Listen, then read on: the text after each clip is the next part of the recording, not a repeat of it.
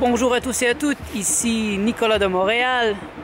On est dimanche après-midi et comme vous voyez, je suis dans la forêt. Je suis pas très loin de chez moi. Je suis à peut-être 10 minutes de marche sur le Mont-Royal. Et j'ai voulu profiter de cette journée de solitude pour en faire quelque chose de sacré. En effet, Martha est partie ce matin pour San Francisco pour 5 jours. Elle va recevoir un enseignement à propos d'Oracle. Oracle, c'est un programme pour les bases de données. Et j'ai voulu entrer dans l'Oracle aussi, mais dans un autre sens. Donc ce matin, j'ai décidé de reprendre la lecture du livre secret de Yeshua, mais juste à la partie où il se fait prendre par les Romains et massacrer, mettre en croix. J'ai voulu revivre ça avec lui.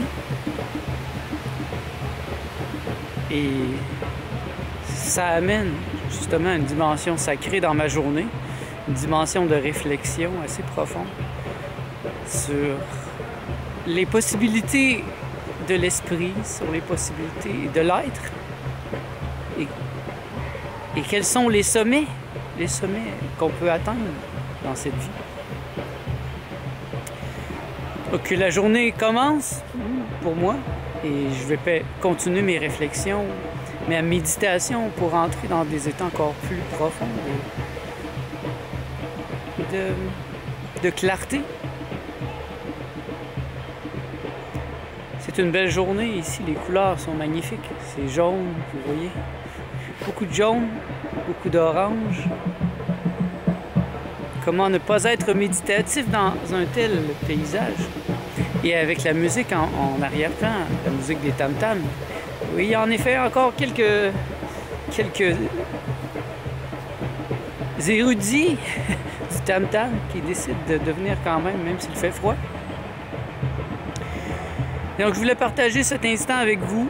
C'est un instant en toute simplicité où je sens le divin en moi. Je sens mon être plus fort que jamais.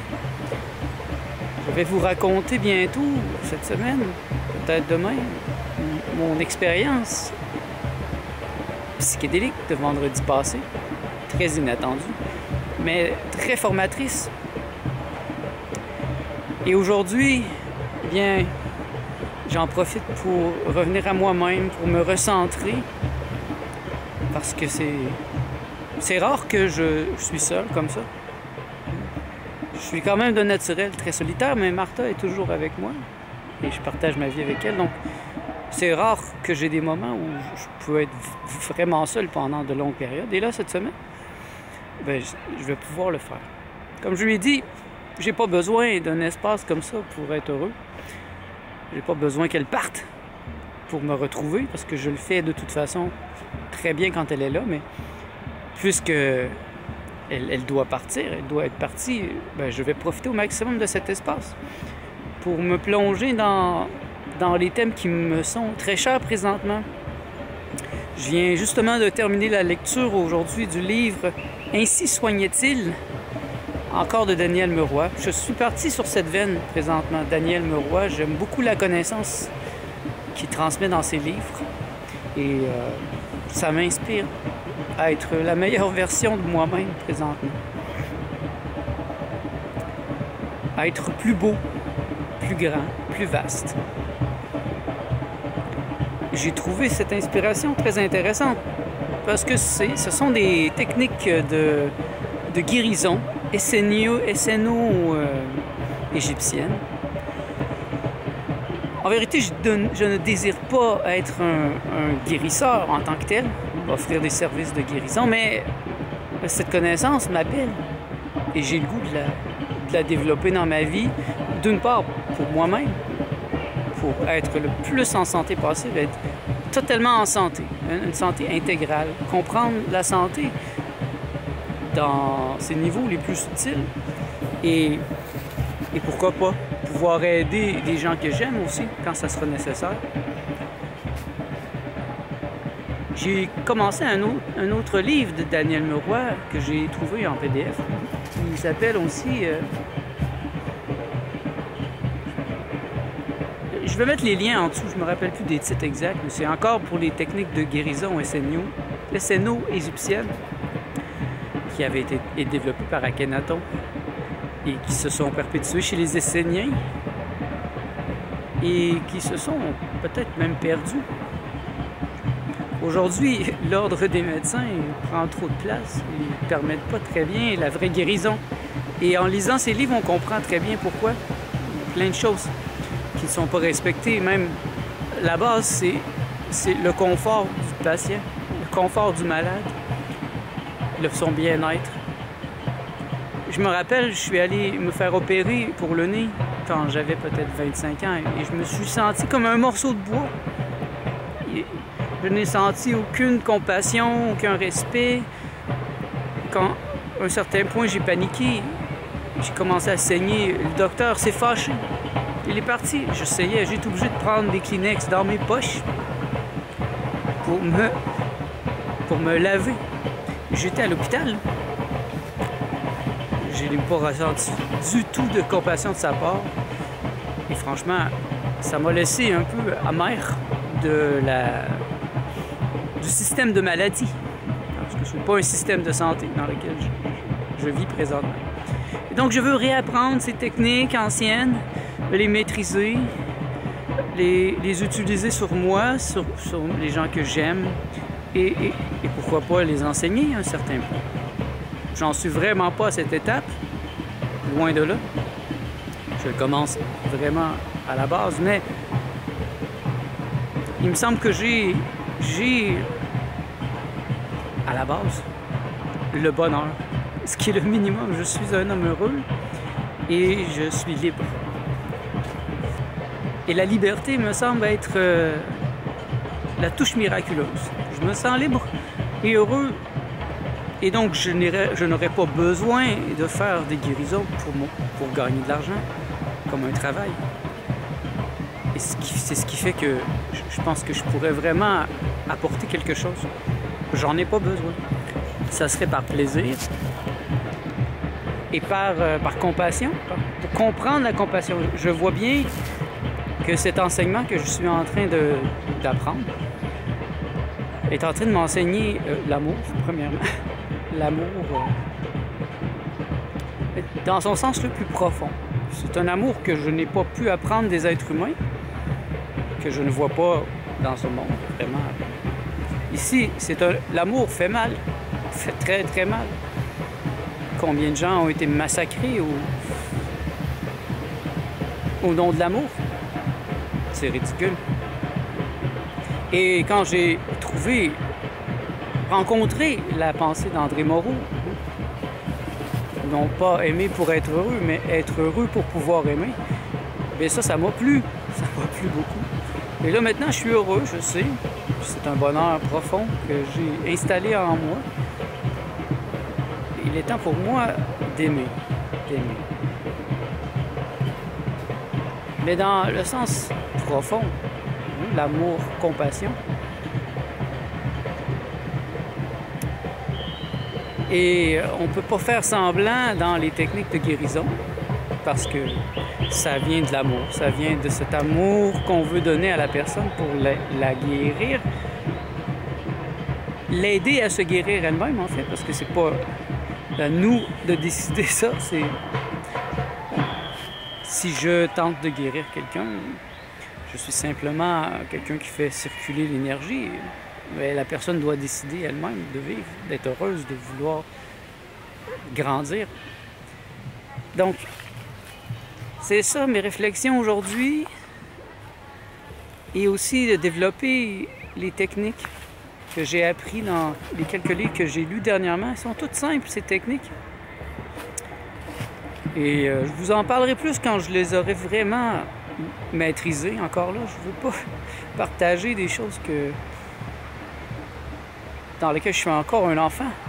Vous pouvez les lire, par contre, je vais mettre toutes les références dans les commentaires en dessous.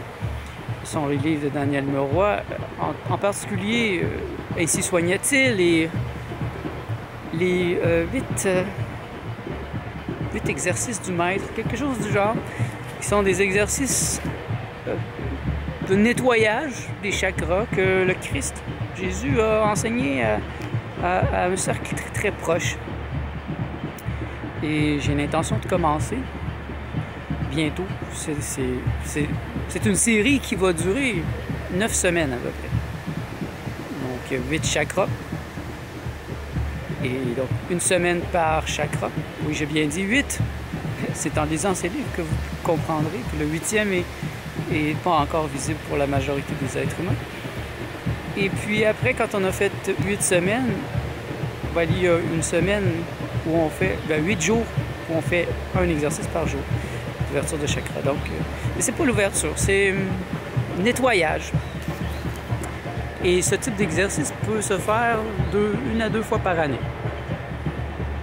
Et d'autres choses intéressantes que j'ai lues dans le livre sur les soins, Ainsi soignait-il, c'est comment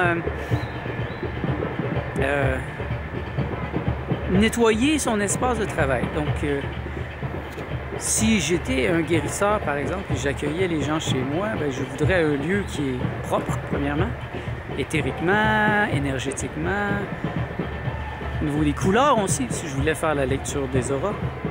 Dans mon cas, c'est plutôt que je veux avoir un espace dans lequel je vis qui est aussi sacré, aussi beau, aussi pur, et qui va m'élever, qui va concourir à m'élever sans cesse. Donc, il y a des exercices proposés au solstice pour nettoyer le lieu des guérisons. Donc, moi, je vais tout simplement appliquer à mon appartement. Au solstice, je ferai ces exercices sacrés, dans un contexte sacré, avec la dignité que ça porte et l'intention. L'intention, elle est là. C'est, à mon avis, tous ces petits détails qui font la différence et qui peut aider mon être à totalement prendre sa place. Si je fais l'analogie, quand je faisais mes bandes dessinées ou encore plus quand j'ai fait des peintures mandala, j'en étais presque à la loupe, que les petits carrés se touchent par la pointe. Parce que j'aurais pu y aller grossièrement, mettre des petits carrés de couleur un peu partout, mais je les avais tous tracés à la ligne. Et je m'efforçais que les coins, que toutes les formes géométriques étaient parfaites. Il n'y avait pas un petit morceau de peinture qui dépassait. Et ça ajoutait une brillance. C'est ce qui donnait la différence entre une belle peinture et une peinture éclatante, brillante, qui était psychédélique, en fait. Et pour moi, c'est ça la différence. Et c'est drôle parce que j'ai eu, justement, cette semaine, une réunion, appelons ça comme ça. Le site web que je suis en train de faire avec un de mes clients qui a été pris en charge par une agence de marketing qui, eux, n'ont pas vraiment de goût au niveau visuel. Et la personne était fâchée. Bon, parce que je vous épargne les détails, mais le responsable du projet était fâché là, parce que ça dépassait. Je suis très exigeant et je demande plein de questions et il ne pensait pas que j'allais faire ça. Donc, pour lui, c'était pas important les détails graphiques que moi j'amenais. Mais il aurait voulu que je plie les chines et que je le laisse salir, ce site. Donc, qu'il fasse son travail, marketing. Je ne vais pas me mettre dans son chemin, mais s'il veut me donner un site qui est poussiéreux, qui est pas très beau au niveau graphique, c'est sûr que moi je vais intervenir. Donc, il y a une brillance dans les sites web que je fais. J'y vais dans le détail. J'y vais très dans le détail. Parce que c'est ce qui fait l'opérationnalité du miracle, à mon avis. C'est la brillance. La brillance vient d'une perfection, d'une propreté. Et je l'applique pour moi dans la propreté de mes pensées, la propreté de ce que je suis. Et j'en suis le seul observateur pour l'instant. Mais ma conscience, elle est là. Elle enregistre tout. Et maintenant, c'est assez évident en lisant les livres de Daniel Meroy que tout est écrit dans la bibliothèque akashique. Tout ce que je peux faire, même si je suis le seul à le voir, va être enregistré dans la bibliothèque akashique. Et donc visible. Visible. Mais j'ai développé personnellement une éthique. Et donc je n'ai pas besoin de penser à ces choses-là parce que je sais que dans l'invisible, il y a toujours quelqu'un qui me regarde. Il y a ma conscience qui enregistre tout. Et à l'endroit où je voulais en venir, c'est la propreté. Et pour moi, c'est important de revenir sur l'aspect de l'évolution. Il y en a qui vont vouloir dire que je suis en train d'évoluer, mais pour moi, c'est clair qu'il n'y a pas le concept d'évolution ici. On pourrait dire la croissance. La croissance, oui, comme un arbre, comme une graine qui est plantée dans la terre et qui grandit et qui peut devenir immense si elle a le soleil, si elle a tout ce qu'il lui faut. Mais elle peut aussi être un petit arbre chétif si elle manque de l'essentiel. Donc, oui, je suis en train d'installer en moi la conscience christique. Mais ce n'est pas une évolution, je n'évolue pas, je ne suis pas en train d'évoluer. Bon, moi, le meilleur exemple, c'est si je suis un musicien, ben, plus je pratique, ben, plus je suis bon. Je me rappelle, quand je faisais de la musique, je pratiquais à tous les jours. Au moins 2 heures par jour, ça c'était le minimum. J'étais bon, j'avais la bonne note et je jouais très bien. Mais là, je pratique plus, donc c'est possible que je fasse des fausses notes et ça soit un peu tout croche. Mais c'est juste parce que je pratique pas. Mais je suis pas plus évolué parce que je suis un bon musicien. Je suis juste pratique plus en maîtrise, que je pratique plus parce que je maîtrise mieux mon instrument. Et c'est la même chose. Là, je vais me mettre à pratiquer beaucoup la méditation, les visualisations créatrices, les visualisations qui vont emmener l'énergie, qui vont faire en sorte que je suis à même de recevoir le maître quand il veut bien me visiter et qu'il veut m'adombrer pour m'enseigner à être moi-même un Christ. De manière permanente, je veux dire. Parce que j'ai eu des moments, des étincelles, où j'ai vécu, où j'ai vu, j'ai un vécu christique, mais je pourrais pas dire que c'est un état qui est stabilisé dans ma vie. Je le sens quand mon être apparaît. Il y a une présence qui est plus moi-même que moi-même. Mais malheureusement, mon mental est très musclé et parfois, peut-être même trop souvent, je pense plus que je suis. Et c'est comme un mouvement. Je suis plus que je pense et je pense plus que je suis et je désire être. Je l'ai demandé.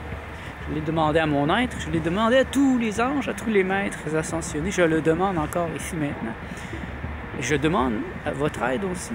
Si vous désirez ça aussi dans votre vie, bien, je suis l'ami de votre essence.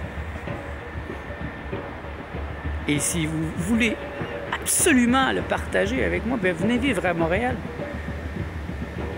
Puis ensemble, on va s'entraider. Je pense qu'il y a un aspect physique à cette chose.